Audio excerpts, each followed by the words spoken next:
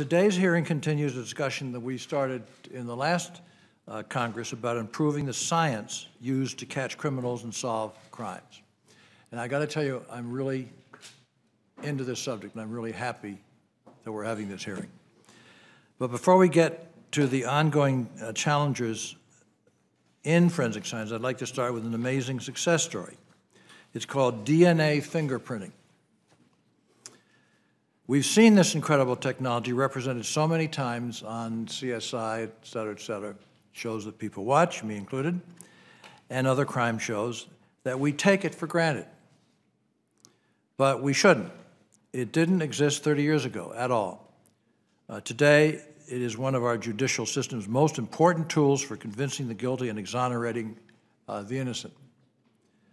The DNA fingerprinting has grown so effective and so precise that even a few cells collected from sweat, blood, or saliva can be enough to link a suspect to the crime and have it stand up.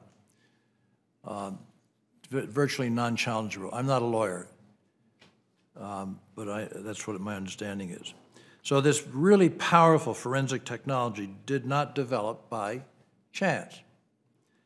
It was the result of careful, thoughtful collaboration between the law enforcement and the scientific communities, the two of which aren't always in agreement.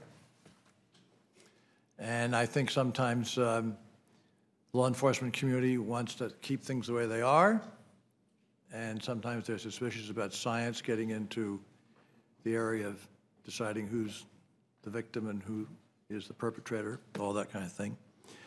But it was a result of a process in which technical experts developed objective measurements for determining whether DNA recovered at a crime scene precisely matched a suspect's DNA. And the word match is important because there's so many words that are used now that can float back and forth and confuse things. In a hearing held last year, this committee heard testimony from a prominent molecular geneticist, Dr. Eric Lander, who in 1989 served as an expert witness in one of the very first criminal trials to consider DNA evidence. Dr. Lander told us during this trial, the scientific experts from the prosecution and the defense literally kicked the lawyers out, my apologies, Senator, so they could discuss the quality and validity of the DNA evidence, because it was a first shot at it. It was a discussion like these, led by independent experts, that eventually turned DNA matching into a scientific process rather than a matter of subjective professional opinion, and made DNA fingerprinting the gold standard of forensic science that it is, in fact, today.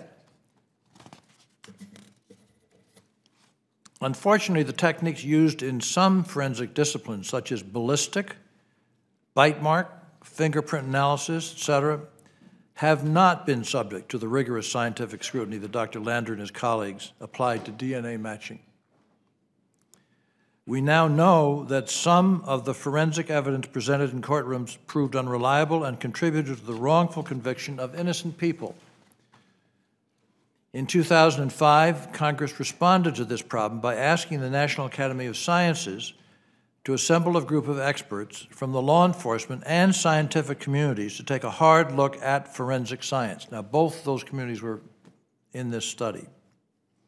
4 years later, the Academy sent us this book.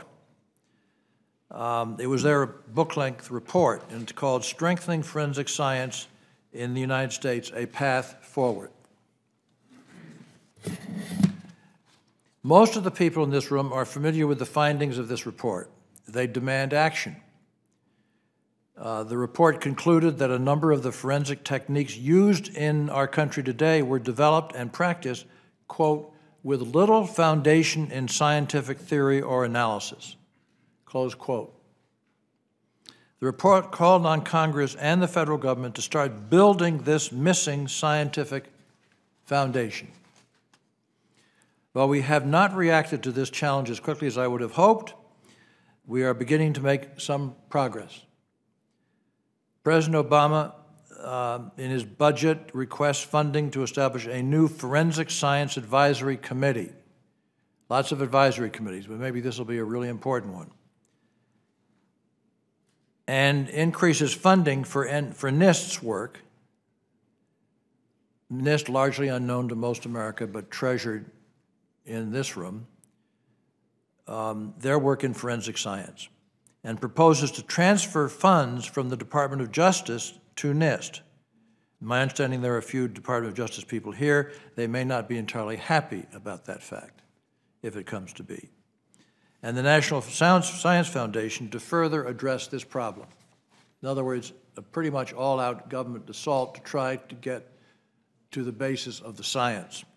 In the next few weeks, I will introduce an updated version of my bill submitted in the last Congress, which didn't get anywhere, S3378, directing our federal science agencies to increase forensic science research and standards development useful to the law enforcement community. Promoting truth and justice in our judicial system is a bipartisan cause, it would seem to me. And I invite all of my colleagues to look at this subject very carefully and even at the bill when it comes along.